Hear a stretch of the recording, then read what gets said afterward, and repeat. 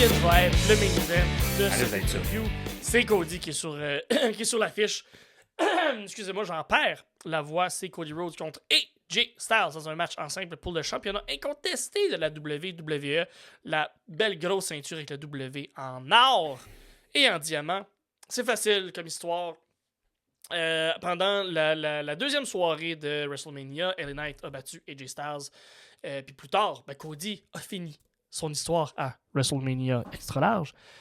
Le 12 avril, ce qui s'est passé, en fait, c'est qu'il a annoncé un premier challenger. Il s'est fait, hey, moi, j'ai la ceinture.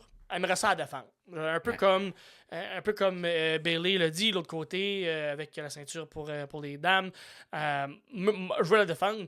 Fait que ça va être super simple. C'est un tournoi. C'est un tournoi qui va se passer. Puis, le gagnant de ce tournoi-là, il va venir se battre contre moi à Backlash. Dans la finale de ce tournoi-là, donc, il y a eu LA Knight contre AJ Styles, un flashback, un retour sur ce qui s'est passé à WrestleMania. Et c'est Styles qui a gagné haut la main, assez facilement même. Facilement.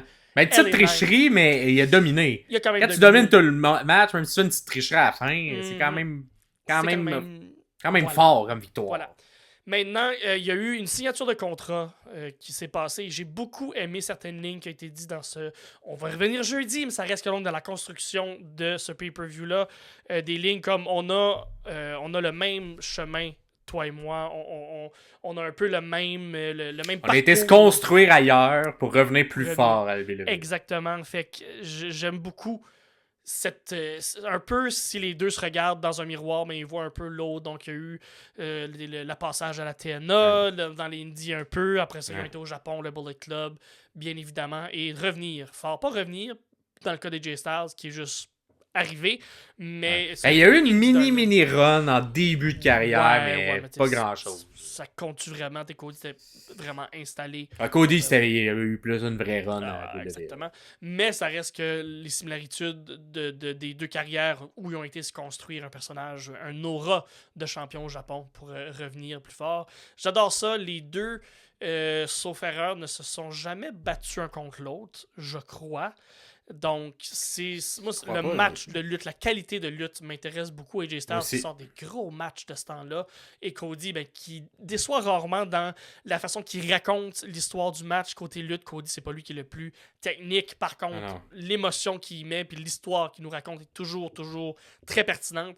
Fait que d'ajouter un AJ Styles super agile là-dedans, qui a l'air vraiment au maximum de sa forme physique qui pourrait être à 43-44 ans, je trouve ça vraiment impressionnant. Fait que... hâte de voir, et c'est Cody qui va gagner. On n'est pas prêt d'enlever cette ceinture-là à Cody présentement. Reste à voir, ça va être qui son prochain adversaire. Mais contre AJ Styles, ça m'étonnerait. À moins qu'il y ait quelqu'un qui a vraiment dit, moi je crois à AJ Styles, je mets tout mon argent sur lui, puis allons-y, mais je penserais pas. Non, moi aussi. Moi, j'ai allé du côté de Cody, mais c'est le match à l'intérieur des câbles qui m'intéresse le plus. Ouais, ça va être un excellent match. Si vous êtes là à Backlash en personne, je serais très curieux d'avoir votre avis live de ce match-là. On sait que AJ, en tout cas, dans des gros stades, dans des contextes de gros environnements, c'est un lutteur qui est le fun à regarder parce que c'est des moves très impressionnants, très athlétiques, des springboards, ses cordes, tout ça. Fait que ça paraît bien, même dans des gros stades. J'ai l'impression qu'ils vont me donner tout un match.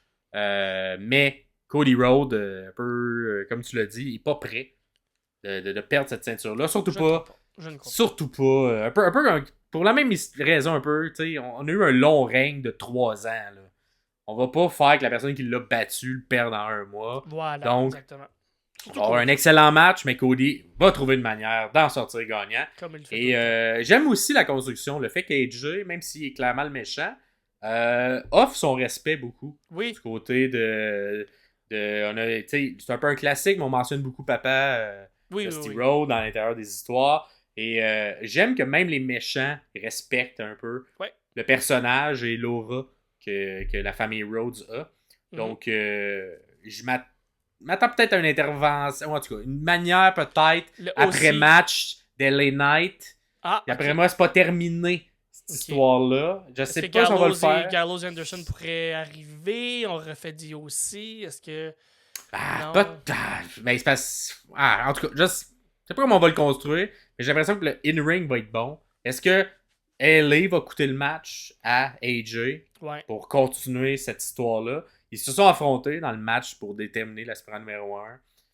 Fait que ça pourrait être... Mais en même temps, c'est un peu un mouvement de méchant de faire ça. Fait que si LA fait ça, il prend-tu le rôle du méchant? Je sais pas. Ou ça va être après le match, peut-être d'un beatdown, justement. Et que là, LA Knight vient sauver la mise du côté de Cody. Là, nous, ce que nous, on n'a pas vu, là, puis je vous le rappelle, là, nous, on est dimanche soir, donc on n'a pas vu le Raw, on n'a pas vu le SmackDown avant Backlash. Et c'est peut-être passé quelque chose que nous, on n'est pas au courant, que nous, on n'a pas vu. Il y a peut-être eu justement un beatdown, il y a peut-être eu quelque chose qui s'est passé qu'on ne sait pas. Mais on vit dans le passé, donc on vit avec les éléments qu'on nous a donnés. Donc, mais avec ce qu'on a là présentement, je trouve que c'est quand même très bon. Ils sont plus obligés de rien faire. Dans cette histoire-là, faites que mettre des packages, faites les gars se reposer pendant une semaine pour livrer un simonac de match. Je serais très heureux avec ça, mais je crois qu'il va y avoir un face-à-face, un tête-à-tête, les deux là, qui est annoncé, si je ne m'abuse, pour la semaine qui s'en vient. Ça reste à voir. Somme toute, un petit pay-per-view modeste, mais quand même relatif, potentiellement pas... Pas dans le top tier des meilleurs pay-per-view de l'année, mais quand même, j'ai l'impression que côté in-ring, côté lutte, côté histoire ou côté avancement de personnages, un pay-per-view utile. Ouais.